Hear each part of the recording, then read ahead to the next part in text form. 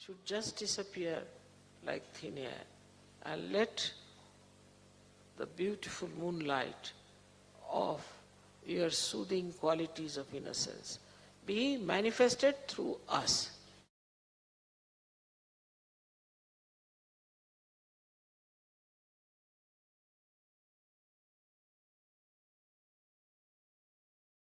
Sri Ganesha, please be kind and merciful and forgiving that you manifest within ourselves. Let all these hypocritical things, all these conditionings and all these wrong ideas we have, or all the wrong life we have had, should just disappear like thin air, and let the beautiful moonlight of your soothing qualities of innocence be manifested through us.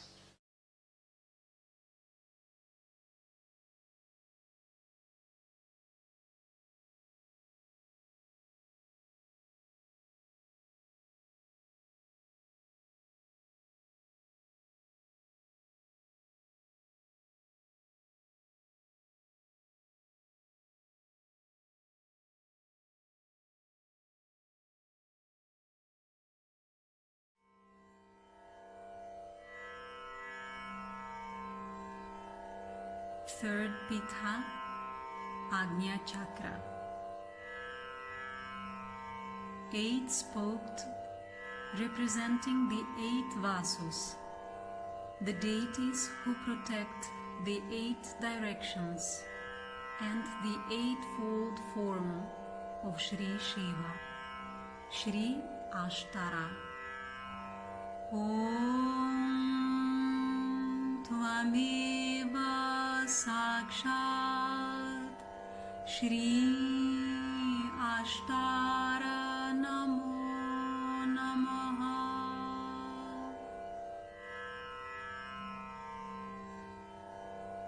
The remover of all diseases, Shri Sarva Roga Hara.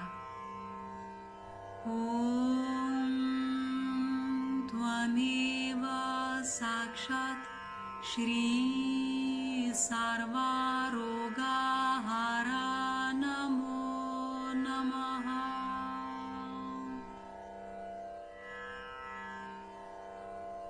The goddess who knows the deep secrets of all the siddhis, Shri Tripura Siddha Ati Rahasya. Om Tvameva Sakshat Shri Tripura Siddha Ati Rahasya Namo Namaha.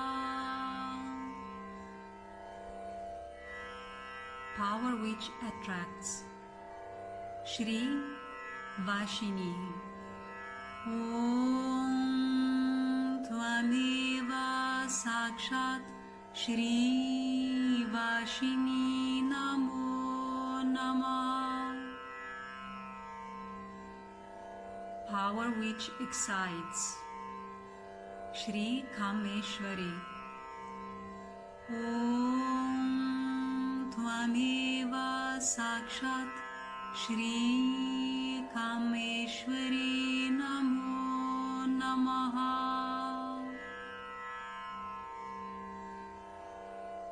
Power which makes you happy, Shri Modini. Om Tvameva Sakshat Shri Modini Namo Namaha.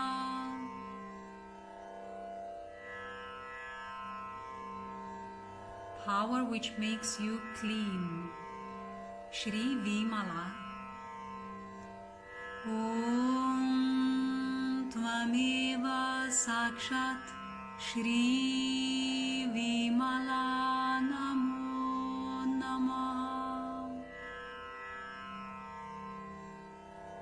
Power which gives you color in the face, Shri Aruna.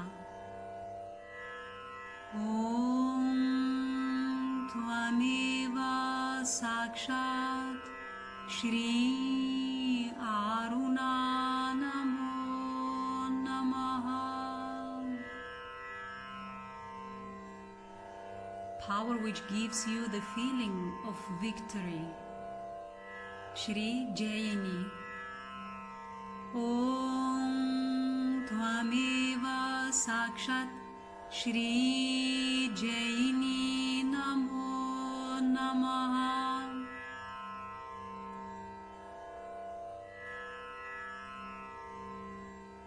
Power which connects you to everyone.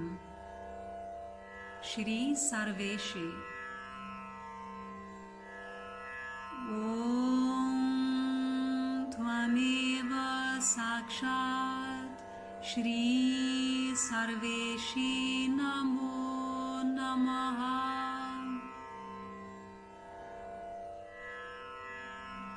Power which gives boons. Shri Kaulini. Om Tvameva Sakshat Shri Kaulini Namo Namaha.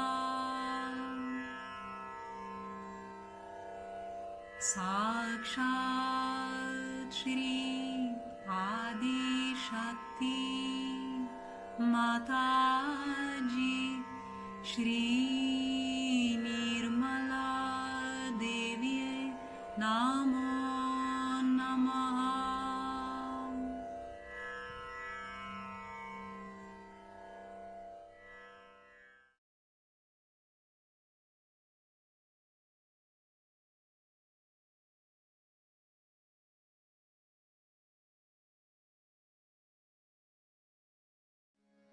बुद्धं शरणं गच्छामि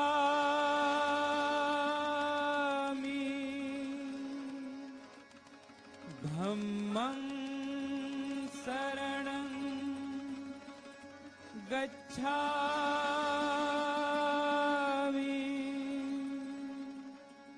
संघं शरणं गच्छामि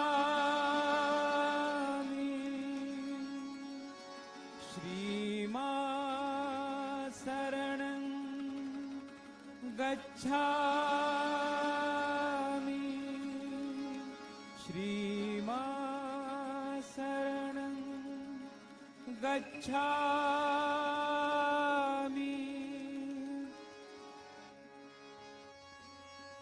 घबराए जब मन अनमोल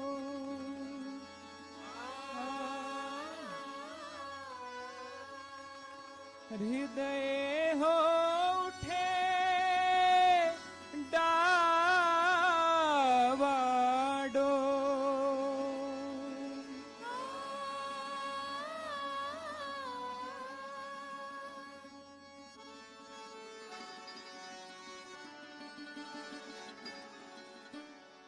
घबराए जब मन अनमोल और हृदय हो डावाडोल तब मानो तू मुख से बोल बुद्धं शरणं गच्छामि तब मानो तू मुख से बोल बुद्धं शरणं गच्छामि बुद्धं शरणं गच्छामि धम्मं शरणं गच्छामि संघं शरणं गच्छामि श्रीमा शरणं गच्छामि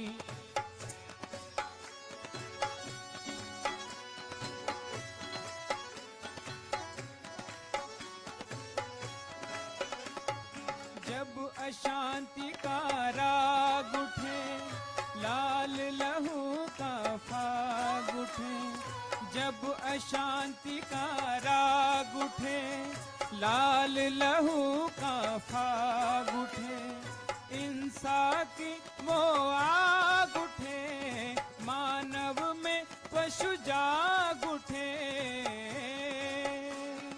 धरती की काया कांपे अंबर जगमग उठे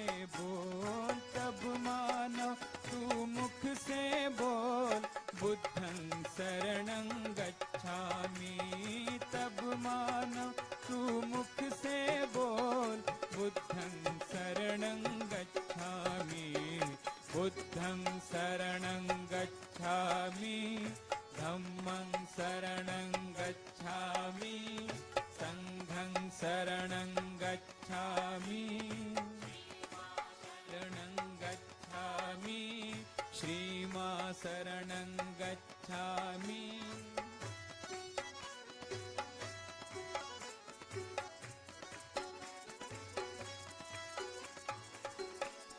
जब दुनिया से प्यार उठे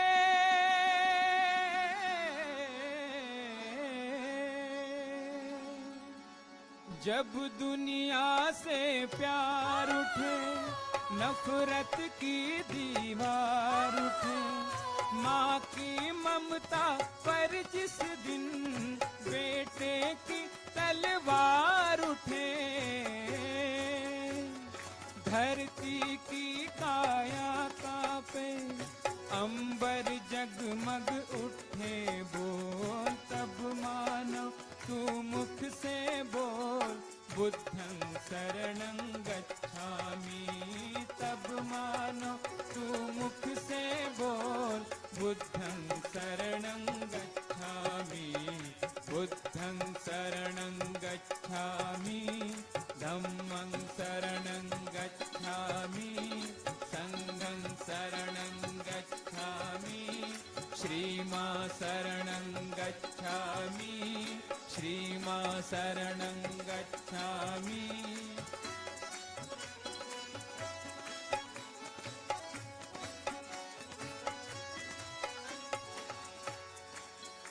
दूर किया जिसने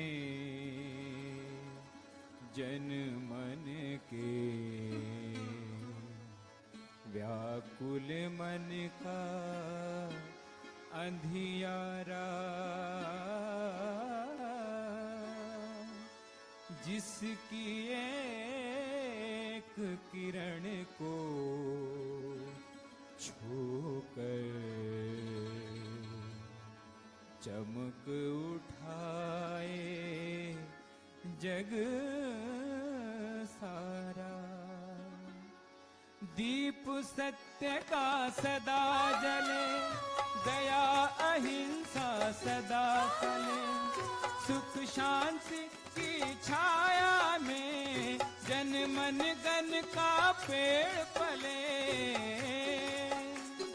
भारत में भगवान बुद्ध का गूंजे घर घर मंत्र अमोल तब मानो तू मुख से बोल बुद्धं शरणं गच्छामि तब मानो तू मुख से बोल बुद्धं शरणं गच्छामि बुद्धं शरणं गच्छामि धम्मं शरणं गच्छामि संघं शरणं गच्छामि श्रीमा शरणं गच्छामि श्रीमा शरणं गच्छामि श्रीमा शरणं गच्छामि श्रीमा शरणं गच्छामि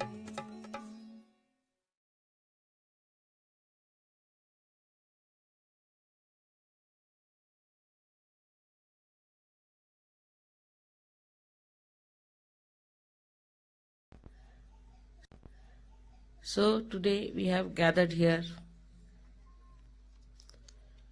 to worship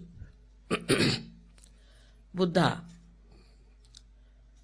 Lord Buddha, as you know, was Gautama, the one who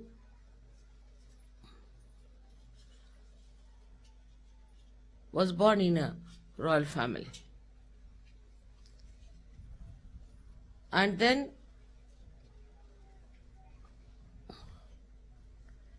he became an ascetic because he was very much hurt to see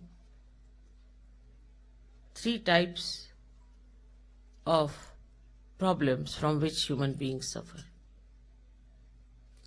And he came to conclusion All these three types of problems are because we have desires. So he said that if you become desireless, then there will be no problem for you. So he studied Vedas, he studied Upanishads, he studies all kinds of things. He went to many saints and many people. He could not get his realization. Actually, he was an incarnation. The incarnation also has to reach a point of realization in a different way. Like the whole potential has to open out. But the incarnation has tremendous potential.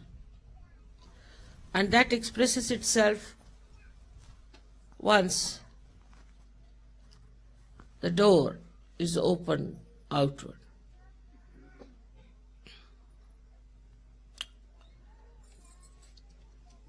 Buddha realized the greatest problem of human beings is his ego.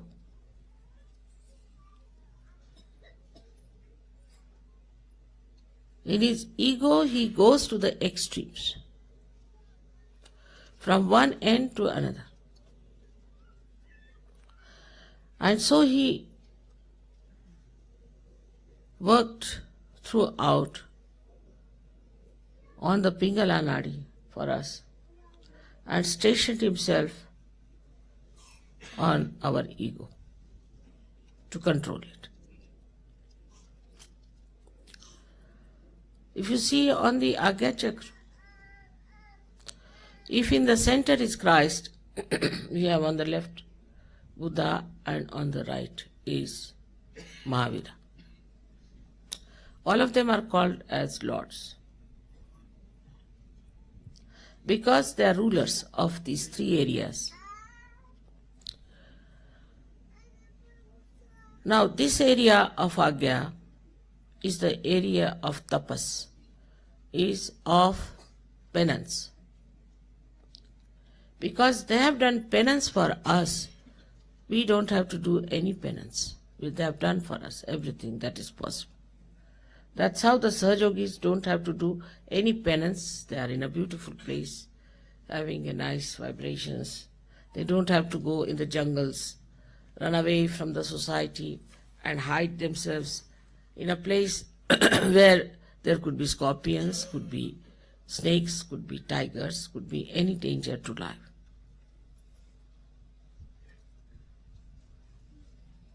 So the penance part is over, and also Buddha in his lifetime when he was alive,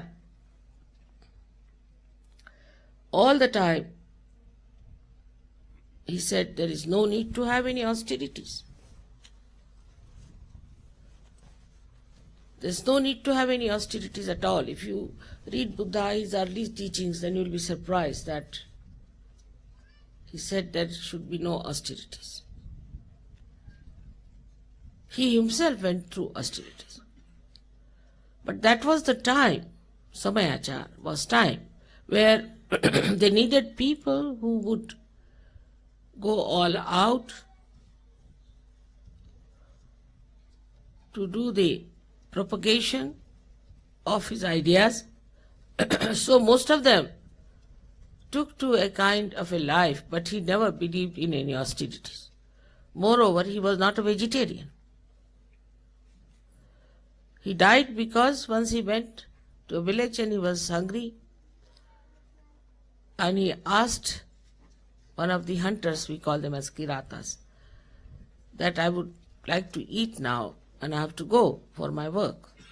He said that this morning I have killed a wild boar, but it must take some time, otherwise it's very hot blood. He said, doesn't matter.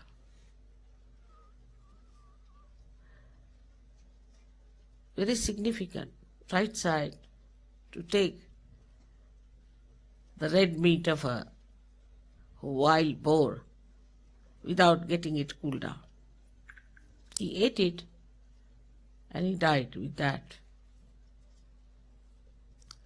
everything that they do has a meaning. As we find meaning in the life of Christ, we find in the meaning of Buddha also. That is the reason why the Buddhists became vegetarians. Because Buddha died eating that hot meat, they became vegetarians. But that doesn't mean that everybody has to become vegetarian. Those who have ego, is better they are vegetarians. Right side people are better with the vegetarian food, more, and the left side more with the protein. That we know very well.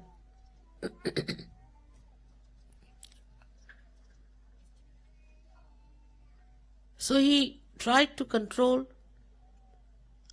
the people who were with him in a way which was very loving and affectionate.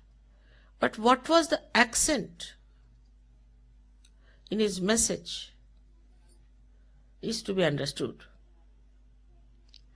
There was one boy who came to him and asked him that, "Sir, will you initiate me into Buddhism?" It was not Islam that time. "Will you initiate me?" He said, "My child, only the Brahmins can be initiated," meaning the realized souls. "What is your birth?" He said, "Sir, I don't know my birth." So went back to his mother and asked, "What is my birth, mother? Who was my father?" She said, "My child, I was a very poor woman and I didn't know how to exist. So I had many lots. I lived. And I don't know who is your father." "You don't know my father?" He said, "No." So he went to Buddha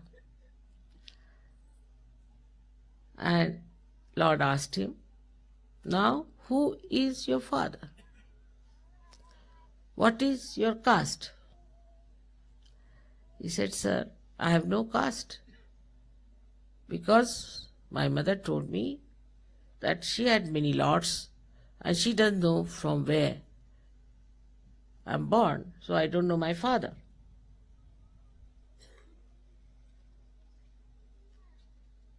So Buddha embraced him.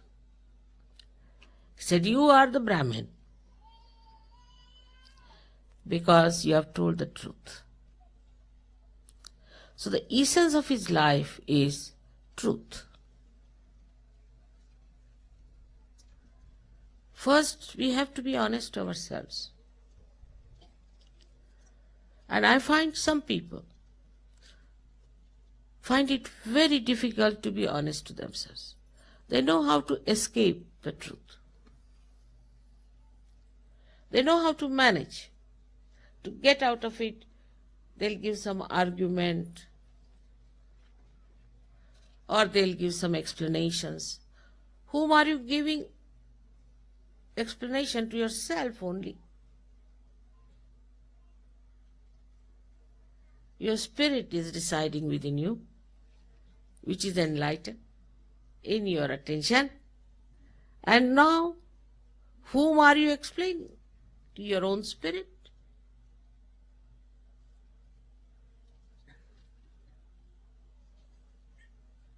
So the message of Christ may be that we have to resurrect ourselves. But what about resurrection? That you have to be very honest to yourself, first thing. First and foremost thing, to know that your caste is a Brahmin. That you know the Brahma, you know the all-pervading power, you have felt it. You are the real Brahmins. And as real Brahmins, You have to be Spartan. I mean, in India, say we have a Brahmin. They may not be real Brahmins, but born in a Brahmin family. There may have been forefathers, might have been Brahmins or something like that. They call themselves Brahmins, all right. So what is their speciality?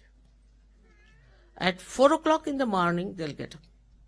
All the Brahmins. That's how you can make out a Brahmin. I am also a Brahmin that way.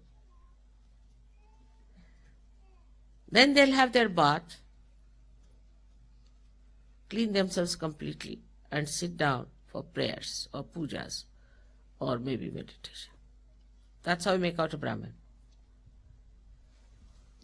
Though they are not Brahmins, but the tradition.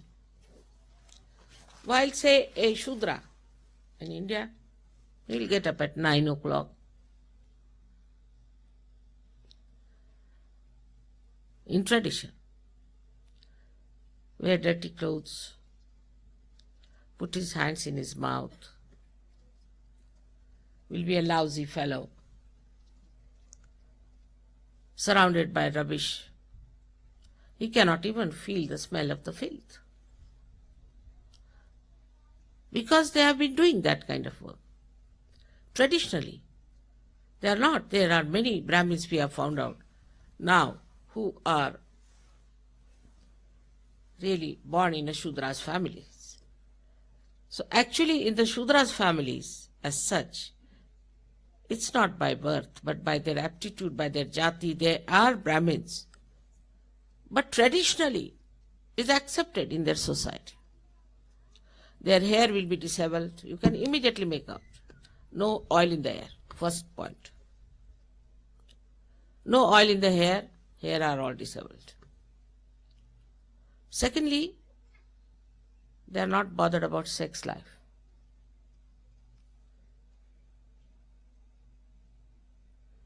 And amounting to the Rakshasas. It's only the Rakshasas who get interested in women, look at women and all that. Actually, according to Puranas, I'm sorry to say, is a quality of Rakshasas. Because when there was the churning, the Manthana took place. And Amruta came out of, the ambrosia came out of the sea. Then Sri Vishnu knew the weakness of the Rakshasas.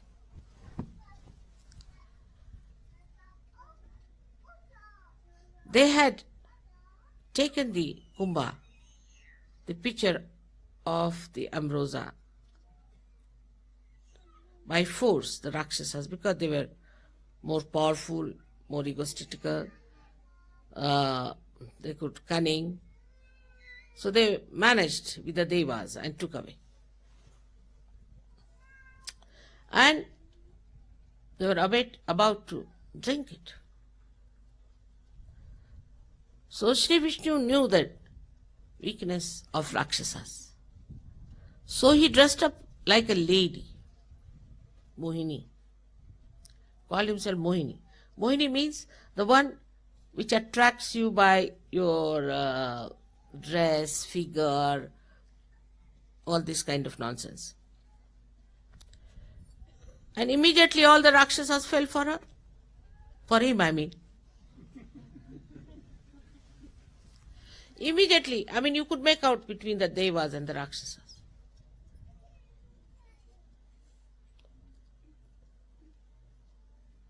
But say in Greece, they have made Devas into Rakshasas. Solved the problem. And as soon as he discovered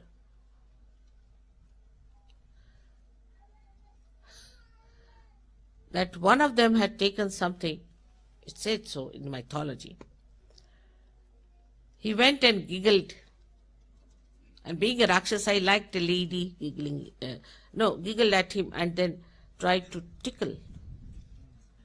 Rakshasa, very proud, a beautiful woman coming and tickling me. Oh.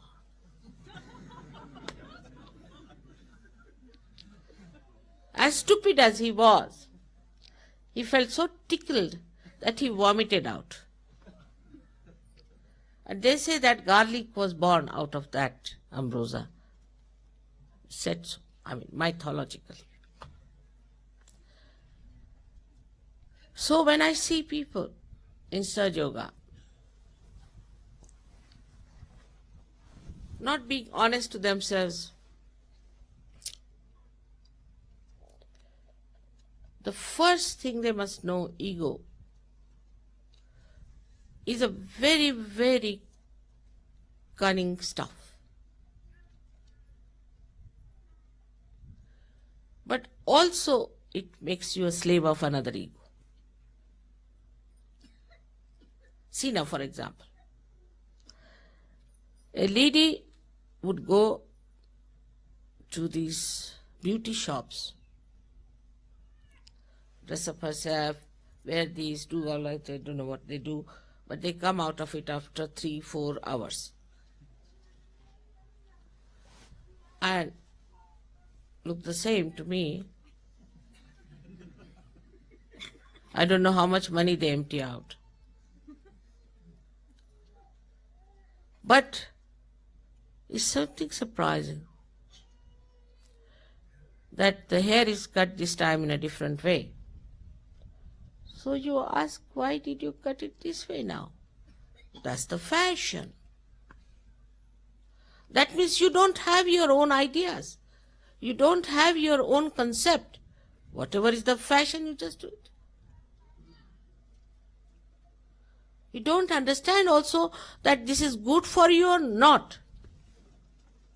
So the ego gets dominated. Supposing there is an entrepreneur, say, very clever and cunning, more than anybody else, supposing. There are many like that, of course.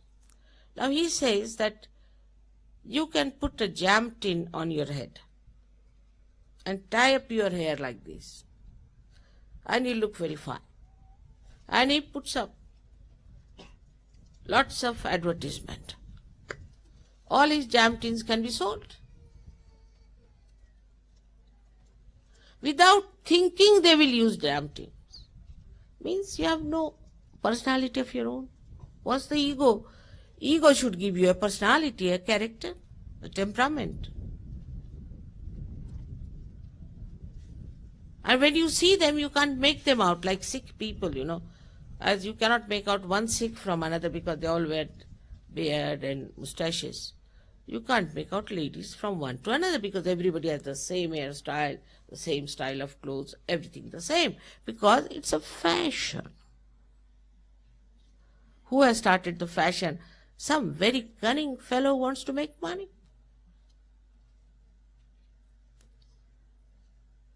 In India we get a kind of a, call it tokni, is a kind of a basket, a small little basket. And suddenly disappeared from the market. We didn't know where it has gone. It's impossible. What can you do with it? It's a very simple thing. It was all in America. Why? The women are using them for their hair. I said, how? What do they do with their hair? No. See, nowadays they don't put any oil in their head. So they have all become bald. You will become bald, no doubt. If you don't put oil, I'm telling you now, you will become bald.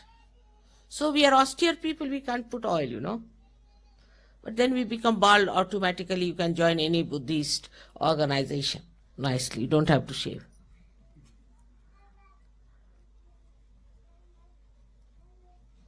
So they say that we have become bald now, so we have to have something.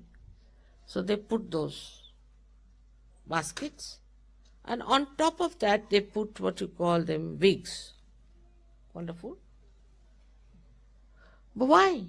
Why don't you put it on your head? No, you must have a nice fluffy hair. For what? But that's the fashion.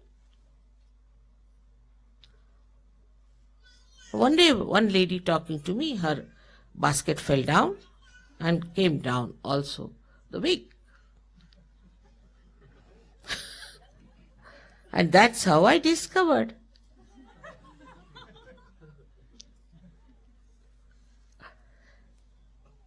So what is this is to understand that if you have your ego really in the real way, you should have your own personality, your character, your understanding, your speciality, your temperament. That's not there.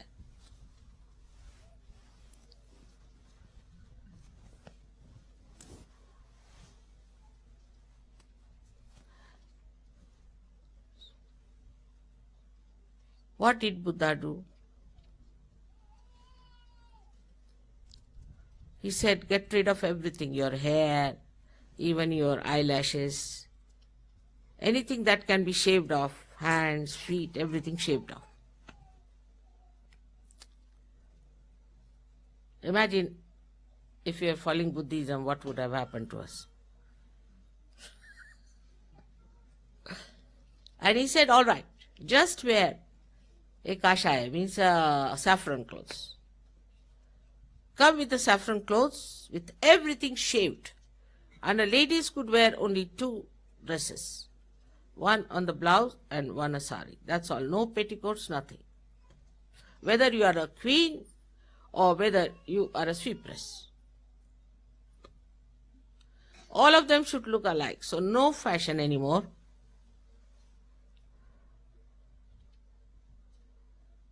But Buddhists are the greatest fashionable people you could ever think of.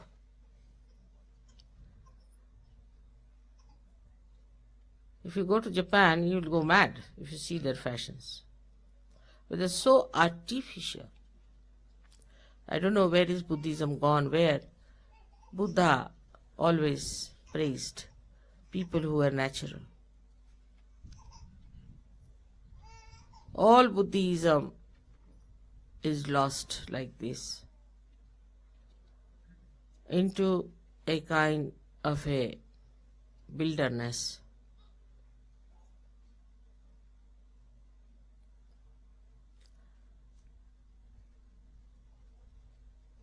Another thing, the right-sided people have a problem. Because if you become too right-sided, you neglect the left side, neglect your Muladhara, because, you see, what's wrong? What's wrong? Till you get AIDS, nothing was wrong. Now, something is wrong. Till you get cancer, what's wrong in smoking? What's wrong? I mean, they advertise, even in India, that you look really great if you have a cigar in your hand or a cigarette in your hand. You look like a chimney, but all right. So they pamper your ego by telling you all these things and you start doing it. And in that doing, you just forget that you are a stupid fool.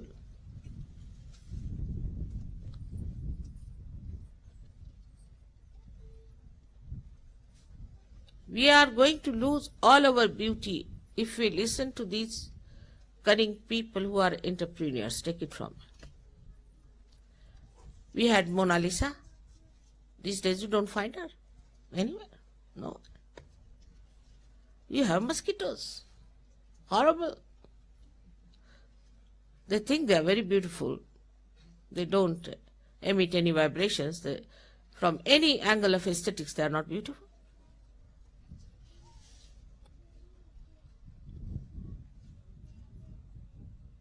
And by the time they are 40 years, they look at least 80.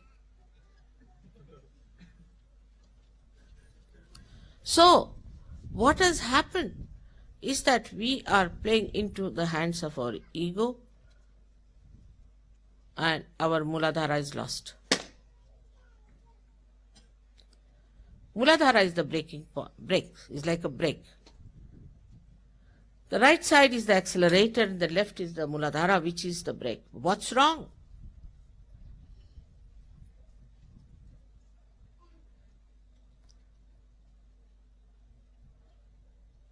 That's why Buddha preached brahmacharya, celibacy. Because if you go too much to the right side, Now there are many complications. I can hear them for many people, that those who are overactive can't produce children. First, what's wrong?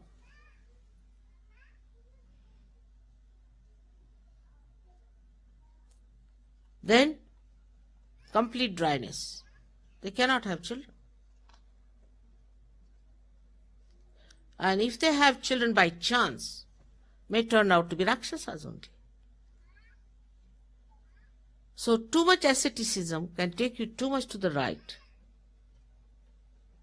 That's why Buddha said no asceticism is needed. He said it, though he had people around him whom he looked after, saw to it that they were celibate people, and he is the one who gave them balance and managed them. So once you start going on the right side, you end up automatically like a cabbage. Automatic. You cannot produce children. You cannot live long. Like taking cocaine, you can say.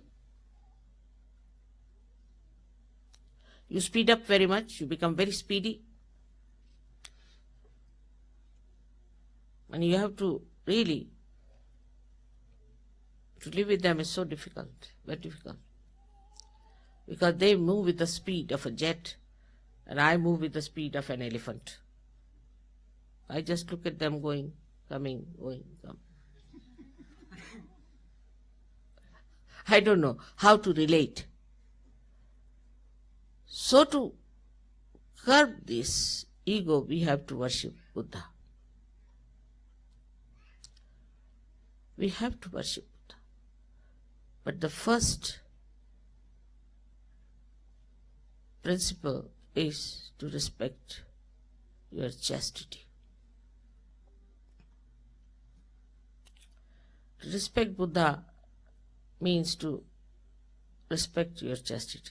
You don't have to give up your wife as you have given, unless and until they are horrid. Don't have to give up your husbands. All of them were without wives. Buddha had a wife, he gave her up. Mahavira had no wife, Christ was never married. But in Sahaja Yoga you do marry. You have children, no doubt. And as we were saying, that with ego we become, in a way, very much involved into ourselves. So we can say there are three types of people in this world. One, who are not bothered about others.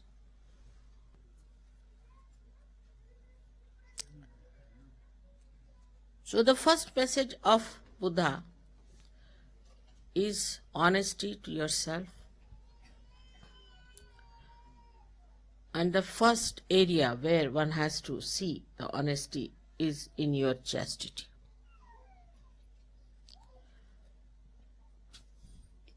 You can marry, you can have a wife, you can have a husband, you can have children.